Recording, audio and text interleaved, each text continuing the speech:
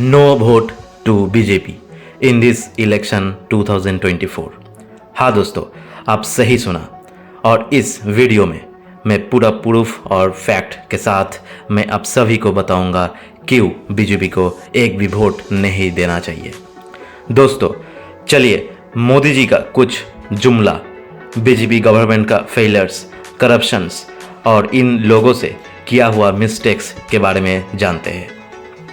Ladakh protest, Manipur violence, hunger index, freedom of press index, corruption index, injustice to farmers with farmer bills, injustice with army with Agniveer scheme, sky high unemployment, high inflation in country, petrol diesel cylinder का sky high price rise, black money, demonetization, 100 smart cities, हर साल 2 crore job, horse trading of MLA MPs, communal hatred, misuse of government institutions like ED, CBI, China's illegal occupying of India's territory, wrestler protest, favoring to crony corporate businessmen like Adani Ambani, electoral bonds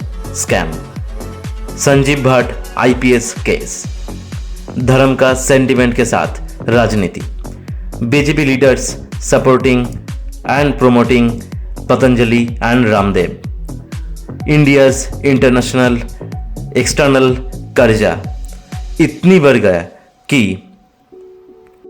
ये कर्जा चुकाने में बहुत साल लग जाएगा, vote manipulation and EVM issue, bullet train failure, capturing media and journalist.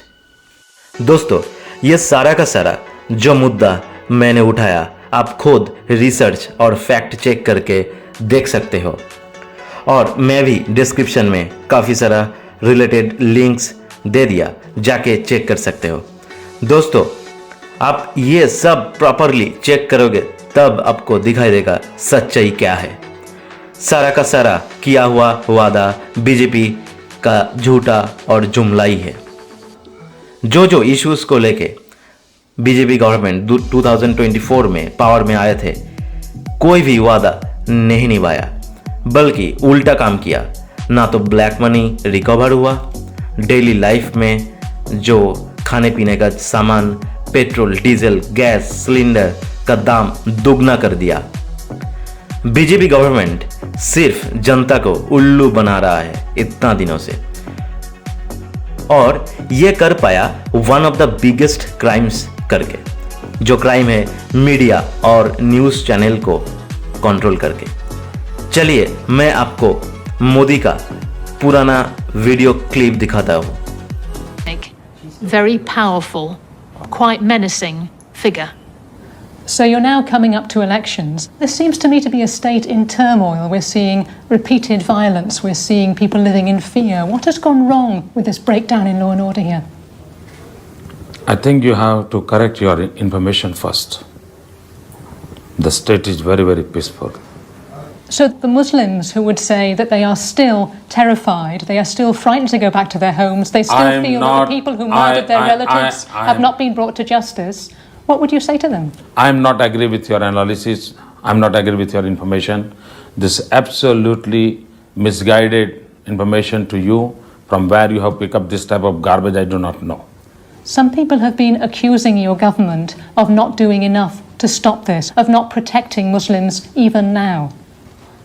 These are also false propaganda made by our opponents, and you are also a captive of this false propaganda. Can you explain more?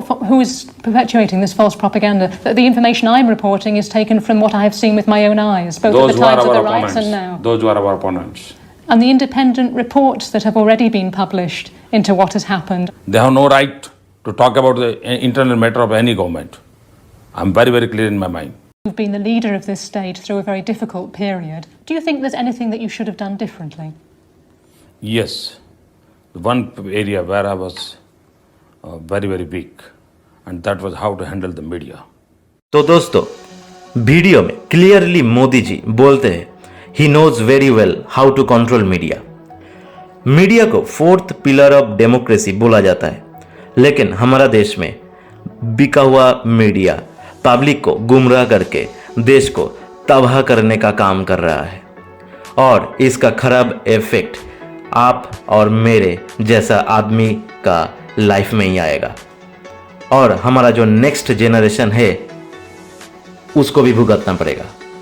दोस्तों, मोदी जी को जितना लोगों ने मानते हैं वो लोग सब धर्म को ज़्यादा प्रेफर करते हैं और धर्म सबका ईगो में बस चुका है और इसी धर्म का सेंटिमेंट के साथ खेल के मोदी जी आज देश का कुछ परसेंटेज लोगों को बेवकूफ़ बना के रखा है।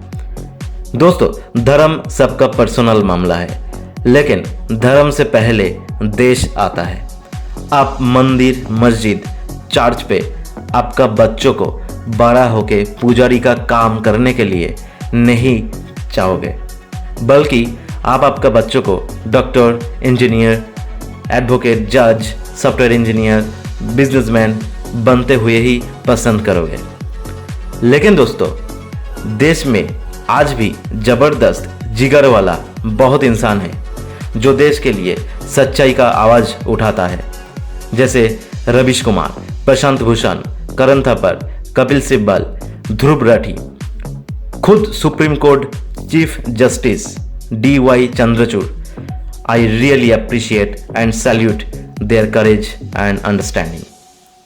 दोस्तों, आज देश का महल और हालात देख के साफ साफ पता चलता है कि भगत सिंह, नेताजी जैसे इंडिया चाहा था और खुद का जिंदगी कुर्बानी दिए थे, वैसे इंडिया बिल्कुल नहीं बन पा रहा है, क्योंकि देश को चला रहा है कुछ मुट्ठी भर लोग लाइक अदानी, अंबानी जैसे क्राउनी कॉरपोरेट बिजनेसमैन। ये लोग पैसा का पावर में मीडिया, न्यूज़ चैनल को खरीद के कंट्रोल करके फेवरेट पार्टी को पावर में लाते हैं और उसके बाद उस गवर्नमेंट से उनके लिए फेवर में पॉलिसी बनाता है और देश को कंट्रोल करते हैं। लास्ट में एक कहावत में बोलूँगा, एक झूठ को अगर 100 बार सच की तरह दिखाया जाए तो सामने वाले को वो झूठ आखिर सच ही लगता है और इस चाल में वही लोग फंसते हैं जो खुद का ब्रेन और लॉजिक को इस्तेमाल नहीं करते हैं कोई भी चीज़ पे बिलीव करने से पहले, और एक शब्द में उन लोगों को अंधभक्त बोलते हैं। तो मेरा सभी देशभक्त से एक रिक्वेस्ट है कि अंधभक्त मत बनिए, देश के लिए सोचिए, क्योंकि देश से बढ़कर कोई नहीं। जय हिंद, इनकलाब जिंदाबाद। मुझे जहर दे दिया गया था ग्रीस में, लेकिन मैं मरा नहीं। मुझे सूली चढ़ा दिया यरूशलेम में, लेकिन मुझे कुछ हुआ नहीं। ईरान में मुझे पत्थरों से मारा गया, इटली में मुझे जला दिया गया, भारत में मुझे फांसी पर लटकाया गया और अमेरिका में चली गोलियां मुझ पर कई बार, लेकिन हर बार मैं बच गया क्योंकि मैं हूँ स्वच्छंद विचार। लेकिन पता है क्या, मुझे फंसा देती है मेरी दोस्त भावना। वो तानाशाह ताकतों के प्रोपेगेंडा में बहक जाती है। मुझे इंजेक्शन लगा देती है नफरत का, जो दिमाग को सुन कर देता है, विचार करने की सब शक्ति खत्म कर देता है। वो इंसान जो विचारक बन सकता है, मेरी कमी होने पर वो बन जाता है किसी का मानसिक गुलाम। जो बुद्ध बन सकता है वो बन जाता है बाबू बजरंगी, आदिल अहमददार या ब्रेंटन टैरेंट। भावना ने मुझे सुन किया नफरत के इंजेक्शन से, मुझे होश में लाएगी वही मोहब्बत की औषधि से। मैं फिर से उठूंगा, गरजूंगा सड़कों पर, मंथन करूंगा समाज का अपने सवालों से। मैं क्रांति की लौ जलाऊंगा, अन्याय मिटाऊंगा, मैं तानाशाहों के सिंहासन हिलाऊंगा। मैं विचार हूँ, सुन हो जाऊं कभी, लेकिन मैं कभी मरता नहीं।